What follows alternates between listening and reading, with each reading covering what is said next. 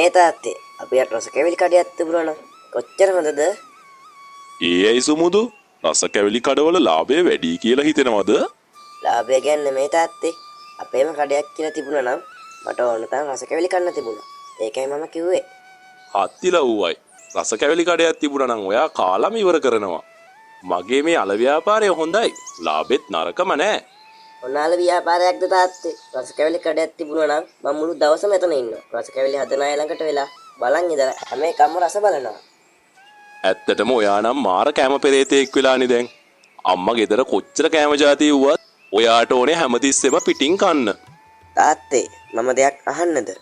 දැන් දවල්ලත් එක්කනේ කඩේට මිනිස්සු වෙන එකත් අඩුයි. අපි අද අම්මත් එක්ක කතා කරගෙන හෝටල් එකකින් කමුද? අර රත්තල හන්දියේ අලුත් හෝටලයක් ඇල්ලලා තියෙන්නේ. මොනවා? ගෙදර කැම තියෙද්දි මොන විකාරයකටද හෝටල් වලින් කන්නේ? ගෙදර කැම උයා ගන්න බැරි අයයි හෝටල් වලින් කන්නේ. නෑ තාත්තේ අපේ ඉස්කෝලේ තාරක කිව්වා එයාගේ පවුලේ හැමෝම එදා හෝටලෙන් බත් කෑවා කියලා. අලහොදිත් එක්ක තව ගොඩක් ಜಾති තිබුණා. අපිත් දවසක යමුකෝ. මම කවදාවත් හෝටල් එකකින් කාලා නැහැ. මේ අහපන් ආයෙත් ඉස්කෝලේ ගිහින් ඔය වගේ නන්නත්තර කොල්ලෝ එක්ක ආශ්‍රය කරන්න එපා. වැදගත් පවුල් වල අය හෝටල් වලින් කනවද? ඕවාගේ තියෙන්නේ ඔක්කොම ජරාව. ඒත් තාත්තේ තාරක කිව්වේ හෝටලෙට ලොකු මහත්තුරුත් එනවා කියලා. අපේ ගමේ ස්ටේෂන් මාස්ටර් මහත්තයාත් ඇවිත් හිටියලු. තව රස්සා කරන ගොඩක් අය එනවලු. එහෙමද? තව මොනවද කිව්වේ? මම කිව්වා අපිත් හෝටල් එකකින් කන්න යනවා කියලා. ඒක අහලා තාරක hina වුණා. මොකක්? hina වුණා? ඒ අයියා hina වුණේ? එයා කිව්වා හෝටල් එකකින් කන්න ගොඩක් සල්ලි යනවා කියලා. තාත්තා ගාව එච්චර සල්ලි නැහැනේ කිව්වා. මොකක් කිව්වා? මට හෝටල් එකකින් කන්න සල්ලි නැහැ කිව්වා? කවුද ඒ තාරක කියන එක්කෙනා? කාගේ පුතාද එයා? ඒක නම් මම දන්නේ නැහැ. හැබැයි ඒ අය ළඟ සල්ලි තියෙනවා. සල්ලි තිබුණා කියලා මට මොකද? හැබැයි මට සල්ලි නැහැ කියලා කියන්න තරම් මෙයා කවුද? යමු සුමුදු ගෙදර. අද මම ඔයාවයි ඔයාගේ අම්මවයි අර හෝටලෙට එක්කගෙන යනවා කන්න. ඇත්තටම තාත්තේ අපි හෝටලෙට යනවද? ඔව් අනිවාර්යෙන්ම යනවා. ඒ අය වගේ අලහොදී බතුයි නෙමේ. මම අද ඔයාලට එළුමස් එක්ක බත් අරන් දෙනවා. යමු බලන්න. ෂෝක් මම හිට ඉස්කෝලේ ගිහින් තාරකට කියනවා අපි හෝටලෙන් එළුමස් කෑවා කියලා. ඒවා පස්සේ බලාගමු. අද අපි හෝටලෙන් කනවා. ඉක්මනට ලෑස්ති වෙන්න. මොනවද මේ කියන විකාර? මේ මධ්‍යහනේ හෝටල් වල කන්න යන්නේ මොකටද? මම උදේ ඉඳන් උයපු කෑම වලට මොකද කරන්නේ? යමු අම්මේ මම කවදාවත් හෝටලෙන් කාලා නැහනේ. මම දන්නේ නැහැ ඔයාගේ මේ වැඩ.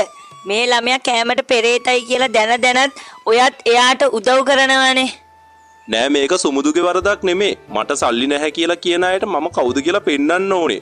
අපිත් හෝටලයකට ගිහින් කකුලක් පිට කකුලක් දාගෙන මස් කටු හපන හැටි අල්ලපු ගෙදර අයටත් පෙන්වන්න ඕනේ. දෙවියනේ සුමුදු. ඇත්තටම කියාපන් තාත්තට මොකක් හරි වෙලාද? අර අවුරුද්දේ බල්ලෙක් කෑවේ. ඒකට පිස්සුද දන්නේ නැහැ. මොන පිස්සුද? මට දැන් හොඳටම කේන්ති ගිහින් තින්නේ. අරූ මට කිව්වනේ සල්ලි නැහැ කියලා. ඉක්මනට ගිහින් ලෑස්ති වෙලා එන්න. මහත්තයා මොනවද ඕනේ?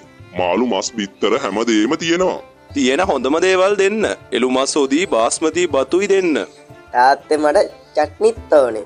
ඔව් චට්නි නැතුව කොහොමද? මොන වගේ චට්නිද තියෙන්නේ? තක්කාලි අඹ රට ඉඳි ඕන එකක් තියෙනවා. ඔක්කොම ගේන්න. මට සල්ලි නැහැ කියලා හිතපු අයට පේන්න අපි අද රජ සැපට කනවා. සුමුදු හෙට තාරකට හොඳට විස්තර කරලා කියපන් අපි මොනවද කෑවේ කියලා.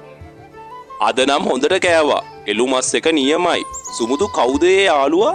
ඒ කොල්ලගේ තාත්තා කවුද? ඇත්තටම තාත්තේ මට තාරක කියලා යාළුවෙක් නැහැ. මොකක්?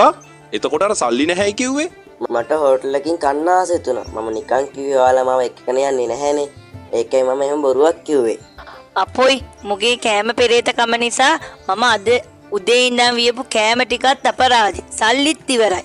මූණම් මාව හතර විලි ලැජ්ජාවේ දැම්මා. අද මම මූට පොල්ලකින් ගහන්නේ. ඉතින් දැන් ගහලා වැඩක් නැහැනේ. කොහොම වුණත් අද දවස වෙනස් විදිහකට ගෙවුණා. ඒකත් ඇත්ත.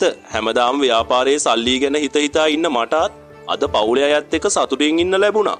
සුමුදු උඹ බොරුවක් කළ එක වැරදි. හැබැයි උඹ නිසා අද අපි සතුටු වුණා. ආයේ කවදාවත් බොරු කියන්න එපා. අපි තව දවසක හෝටලයකට යමු. ඇත්තම තාත්තේ එහෙනම් මම ආයේ කවදාවත් බොරු කියන්නේ නැහැ. ඉතින් ඔයාලත් සතුටු වෙන්නවත් බොරු කියන්න පුරුදු වෙන්න එපා.